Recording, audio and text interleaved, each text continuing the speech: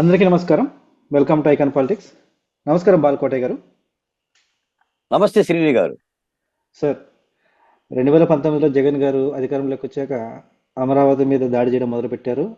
కొద్ది కొద్దిగా దాడి చేస్తూ చివరిగా మూడు ముక్కలు చేద్దామని చెప్పేసి ప్లాన్ చేశారు. ఆ తర్వాత ఎటువంటి అభివృద్ధి లేదు, ఏమీ లేదు. దానికి సూచికగా కనీసం ఇప్పుడు కొత్త ఎలక్షన్స్ వచ్చిన తర్వాత అయినా సరే చూసుకోవచ్చు. అంటే ఎలక్షన్స్ వచ్చిన తర్వాత కూడా ఇప్పుడు 2024లో మళ్ళీ ఆ, ఎటువంటి అదే విధ్వంసాన్ని కొనసాగిస్తూ పైగా నమూనా ఉన్న మ్యూజియంను కూడా పగులుకొట్టారు. ఇంత దుర్మార్గం ఏంటి సార్? ఇంకా అంటే అసలు కనీసం ఆనవాళ్ళు కూడా లేకుండా చేసేద్దామనే ఏంటి? ఏమనుకుంటున్నారు దీని మీద? అమరావతి బహుజన ఆ, మీరు బహుజన వేదికగా మీరు మీ స్పందన తెలియజేయండి సార్. శ్రీని గారు నమస్కారం. లేదు, మీరు అన్నట్టుగా అధికార పార్టీ, ముఖ్యంగా వైసీపీ పార్టీ, ఇంకా ముఖ్యంగా జగన్మోహన్ రెడ్డి గారు అమరావతి మీద అంచెలంచెలుగా దాడి చేయరా, ఏకంగా కోకటి వేలతో పెకలించడానికే దుర్మార్గంగా ఒక రావణాసుర పాదం లాగా, రాక్షస పాదం లాగానే పెట్టింది అమరావతి మీద. అసలు అమరావతి యొక్క రూపాన్నే కాదు, అమరావతి ఇలా ఉండాలి అని చెప్పి పెట్టుకున్న ఒక నమూనాని కూడా ధ్వంసం చేశారు. ఎంత దారుణం అంటే, అమరావతిలో రహదారులు ఏం చేసినాయి, అమరావతిలో చెట్లు ఏం చేసినాయి, అమరావతిలో భూములు ఏం చేసినాయి, అమరావతి నమూనా ఏం చేసింది చూడండి సార్. ఇప్పుడు ఈ అమరావతి మీద జగన్మోహన్ రెడ్డి గారికి ఏ పాము గరిచిందో, ఏ కట్ల పాము గరిచిందో, ఏ తేలు గరిచిందో నాకు తెలియదు. కానీ అసలు ఒక ప్రాంతాన్ని నాశనం చేయడానికి ఆయన కంకణం కట్టుకున్నాడు. మేము అందుకని చెప్తున్నాం పదే పదే పదే, మీరు అమరావతిని, ప్రజా రాజధాని అమరావతిని రాజకీయ పార్టీ కళల్లో నుంచి చూసినంత కాలం, లేదా ఏదైనా రాజకీయ పార్టీకి సంబంధించిన నాయకుని యొక్క అభీష్టంలో నుంచి, మెదడులో నుంచి చూసినంత కాలం అమరావతికి మోక్షం ఉండదు. అది ప్రజల రాజధాని, అది రాష్ట్రానికి సంబంధించిన రాజధాని. మూడు ప్రాంతాల ప్రజలు ఎవరైనా సరే, అది సీని అయినా, బాలకోట అయినా, ఈ సమస్త కులాలైనా, ఏ కులమైనా సరే అలా చూస్తేనే దానికి మోక్షం. ఇది ఎవరో నిర్మించారు, ఇది సీని గారు కట్టారు, ఇది బాలకోటయ్య గారు తలపెట్టారు, ఈ భావమే రాష్ట్రానికి క్షేమం కాదు. కాబట్టే మేము ఉద్యమం చేశాం. నేను వస్తే అమరావతిని కడతా, నేను లేకపోతే అమరావతి ఉండదు, ఆయన వస్తే అమరావతిని కడతాడు. ఈ తత్వమే అభివృద్ధి నమూనా కాదు. జగన్మోహన్ రెడ్డి గారు చేస్తుందంతా కూడా ఇదే. ఇప్పటికీ కూడా అంటే 1600 రోజులు అమరావతి ఉద్యమం తర్వాత ఎన్నికల ప్రక్రియలో కూడా గుండీ లెప్పదీసి మరి నేను రేపు గెలవగానే విశాఖపట్నం వెళ్ళిపోతున్నానని అని అంటున్నాడంటే, ఆ జగన్మోహన్ రెడ్డి గారి యొక్క వైఖరికి కానీ, ఆయన గర్స్కి కానీ, ఆయన ధైర్యానికి కానీ ఏంటి పరిస్థితి? ఏం ఆలోచించాలి ప్రజలు? మళ్ళీ ఆయన గెలిస్తే వెళ్ళిపోతానన్నాడు ఆయన, మోటా ముళ్ళే కట్టుకొని. ఇది రాజకీయంగా విమర్శలు చేసుకోవటమేనా? ఈ రాష్ట్రాన్ని ఏమైనా కాపాడుకునే ప్రయత్నం ఉందా?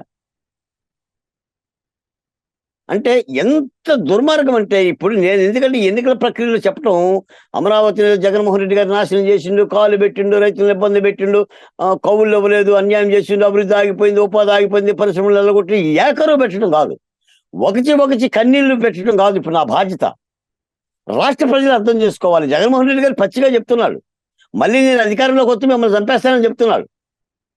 మధ్యాంధ్ర ప్రాంతం, ఒక ప్రాంతాన్ని, కృష్ణా, గుంటూరు, ప్రకాశం, ఉభయ గోదావరి, నెల్లూరు జిల్లాల మధ్యస్థ ప్రాంతాన్ని చంపేస్తానని చెప్తున్నాడు ఆయన. అమరావతి ఉండదని చెప్తున్నాడు. మరి ఈ ప్రాంత ప్రజలు ఆలోచించాలి, ఎవరికి ఓటేస్తారో ఆలోచించాలి. డిపాజిట్లు లేకుండా చెయ్యాలి వైసీపీ నాయకుల్ని. ప్రతిపక్ష పార్టీలు ఆ దిశగా యుద్ధం చేయాలి. ఈ ప్రతిపక్ష పార్టీలేమో జగన్మోహన్ రెడ్డి గారి ఛాలెంజ్లు విసురుతున్నాయి. ఇది చాలా దుర్మార్గమైన వైఖరి. నిజంగా నేను చూశాను. అమరావతి ఎలా ఉంటుంది అనేది ప్రజలకి తెలియజెప్పేందుకు ఒక నమూనా, దాదాపు దాన్ని కూడా కొన్ని లక్షల కోట్ల రూపాయలు ఖర్చు పెట్టి అప్పుడు చంద్రబాబు నాయుడు గారు ఉద్దండరాయనపాలెం దగ్గర ప్రధాని నరేంద్ర మోడీ గారు చేసిన శంకుస్థాపన శిలాపలకం దగ్గర పెట్టాడు. అరే, దాన్ని ధ్వంసం చేశారు. ఏమొస్తుంది అందులో? ఎవడాడు? ఆ కనీసం చట్టం పని చేయదా? పోలీసు వాళ్ళు కేసులు పెట్టరా? అది కూడా ఒక మనోభావం కదా. రాజధాని అమరావతి అంటే ఒక మనోభావం కదా, ఒక రాష్ట్ర మనోభావం కదా. ఒక కులాన్ని దూషిస్తే ఎలా అయితే నేరమో, ఈ రాష్ట్రానికి సంబంధించిన ఒక రాజధాని మీద అలాంటి యొక్క చర్యలు చేస్తే నేరం కాదా? ఈ రోజున అంబేద్కర్ని ఎవరు దూషించారనుకోండి, గాంధీ గారిని ఎవరు దూషించారనుకోండి, ఎలా అయితే నేరమో అది అమరావతి కదా. పోలీసులు స్పందించాలి కదా.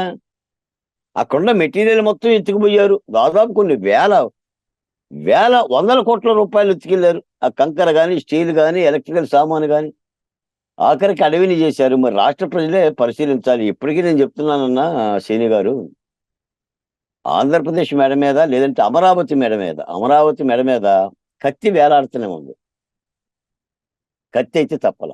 నేను అందుకనే చెప్పా, ప్రజారాజధాని అమరావతి ఉద్యమ గలం అసెంబ్లీలో ఉండాలి. దాని జెండా అసెంబ్లీలో ఎగరాలి. ఆ ఉద్యమ వారసత్వంగా ఒక్క వ్యక్తి అయినా సరే అసెంబ్లీలో ఎమ్మెల్యేగా నిలబడాలి. అప్పుడే అమరావతి కష్టాలకు కానీ, అమరావతి ఇబ్బందులకు కానీ కొంత ఊరట వస్తుంది, బలం వస్తుంది. ప్రతిపక్ష పార్టీలు ఆ దిశగా కాస్త అడుగులు వేయాలంటే ఒక ముద్ద అన్నం పెట్టడానికి కూడా చేతులు రాల. ఒక ముద్దే 175 ముద్దల్లో 175 అన్నం ముద్దల్లో అమరావతి ఉద్యమానికి ఒక్క ముద్ద పెట్టడానికి ప్రతిపక్ష పార్టీలు చేతులు రారా.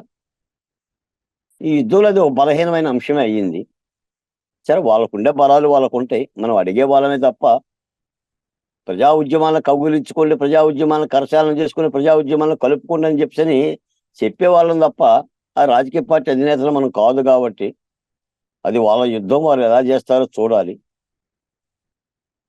నాకు ఒక మాట అయితే చెప్తానన్నా ఈ సందర్భంగా, ఈ ఎన్నికల యుద్ధంలో ప్రజా ఉద్యమాలన్నీ కూడా అజ్ఞాతమయ్యాయి. అజ్ఞాతవాసంలోకి వెళ్ళిపోయాం. మేము అరణ్యవాసంలో ఉన్నాం, అజ్ఞాతవాసంలో ఉన్నాం. ఎన్నికల రణక్షేత్రం మీద మేము లేము, మాకు సంబంధించిన అంశం కాదు అన్నట్టుగా అయిపోయింది. రాజకీయ పక్షాలే కొట్లాడుతున్నాయి. అది అధికార పార్టీ, ఇటు ప్రతిపక్ష పార్టీలు, కూటమి పార్టీలు. అది తెలుగుదేశం అయినా, జనసేన అయినా, భారతీయ జనతా పార్టీ అయినా. వీళ్ళు భావించేది ఏంటంటే, 3 రాజకీయ పార్టీలు మేము కలిసాం కాబట్టి మేము చాలా బలంగా తయారయ్యామనేది వీళ్ళ భావన. అధికార పార్టీ యొక్క భావన ఏంటంటే, నేనేదో పగలదీశాను, ఒరగదీశాను, ఏదో సంక్షేమ పథకాలు ఇచ్చాను, బిలో ప్రాపర్టీ లైన్ ఓటర్లు అందరూ కూడా మా వెనకనే ఉండాలనేది వాళ్ళ భావన. వెరసి ఏదైతే రాష్ట్ర ప్రభుత్వ వ్యతిరేక ఓటుని పోగు చేశారో, మిమ్మల్ని అడుగుతున్న శ్రీని గారు ఒక మాట చెప్పండి, ఏ ప్రభుత్వంలోనైనా ప్రభుత్వ వ్యతిరేక ఓటు ఎలా వస్తుంది శ్రీని గారు? ప్రభుత్వ వ్యతిరేక ఓటు ఎలా వస్తుంది? ప్రభుత్వ వ్యతిరేక ఓటు ఖచ్చితంగా ప్రతిపక్షాలకు వస్తుంది. ప్రతిపక్ష పార్టీలు ప్రభుత్వ వ్యతిరేక ఓటు తీసుకురావు. ప్రజా ఉద్యమాలు ప్రభుత్వ వ్యతిరేక ఓటు చేస్తాయి.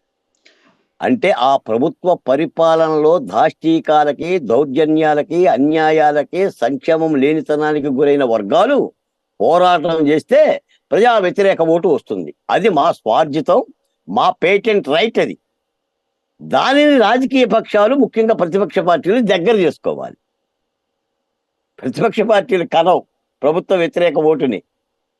మేము కంటాం, 9 మాసాలు పురిటి నొప్పులతో మేము కన్నాం.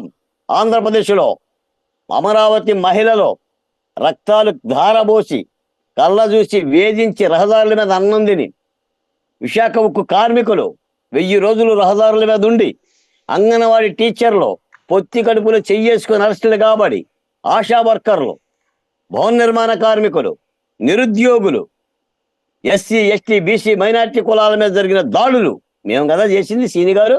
ప్రభుత్వ వ్యతిరేక ఓటు ఈ యుద్ధంలో మీరు ఉండాలా వద్దా? కాబట్టి యుద్ధం యొక్క గతి తప్పుతున్నట్టే భావన పెద్ద ఎత్తున మేధావుల్లో వినిపిస్తుంది. ఇది సక్రమంగా జరగాలి. లేకపోతే మీరు అన్నట్టుగా అమరావతికి నమూనానేముంది? రేపొద్దున ఆఖరికి అమరావతిలో ఉన్న భూములను కూడా రావణాసురుడి చేతిలో చేతమని పట్టుకున్నట్టుగా జగన్మోహన్ రెడ్డి గారు 28,841 ఎకరాలనే, అంటే 34,000 ఎకరాలను కూడా ఇలా చేతిలో పట్టుకుని విశాఖపట్నం పోయినా పోతారు, ఎటైనా పోతారు. దాష్టీకాలకి, దౌర్జన్యాలకి కొద ఉండదు. అప్రమత్తంగా ఉండాల్సిన ఎన్నికలు. ఈ మాట అయితే చెప్పదలుచుకున్నా. ఎందుకంటే చెప్పడమే నా ధర్మం, వినకపోతే మీ కర్మం అని చెప్పి కృష్ణ భగవానుడు అన్నట్టుగా ప్రతిపక్ష పార్టీలు కూడా యుద్ధం సక్రమంగా చేయాలనేదే మాలాంటి వాళ్ళ యొక్క భావన. చూద్దాం సార్. మరి మీరు చెప్పినట్టు ప్రజలు వినేసి కాస్త ఎస్పెషలీ అమరావతి ఏరియాలో అన్న కనీసం ప్రజా తీర్పు బలంగా ఉండబోతుందని ఆశిద్దామండి. ధన్యవాదాలు సార్.